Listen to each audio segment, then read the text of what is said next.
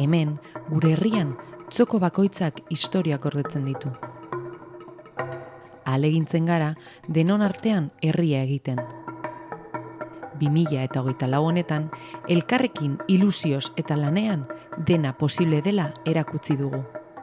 Gaur, atzera begiratu nahi dugu, lortutakoa gogoratuz, eta etortzeko dagoenarekin amets egin. Hartu dugun erabaki bakoitza, helburu bat izan du, gure herritar guztien bizitza hobetzea. Hori izan da beti gure asmoa. Aurten, berdintasuna sustatzeko eta komunitate inklusiboago baterantz aurrera egiteko lan egin dugu.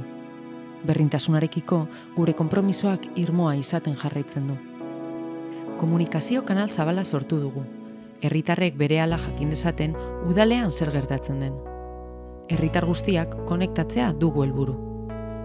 Kultura eta kirola eragile nagusiak izan dira herri gisa elkartzeko.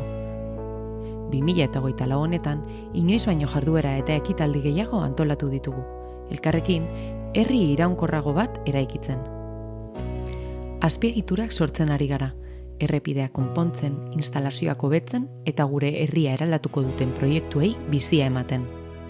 Etorkizunari ilusioz eta konpromisoz begiratzen diogu. Batzen gaituzten espazioak eraikitzen jarraitu nahi dugu. Garenaz, harro sentiarazten gaituzten proiektuak.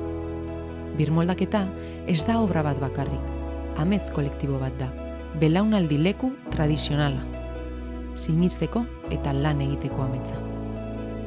Gabon zoriontzuak opa dizkizuegu herritar maiteak. Batera aurrera, eskuetatik helduta.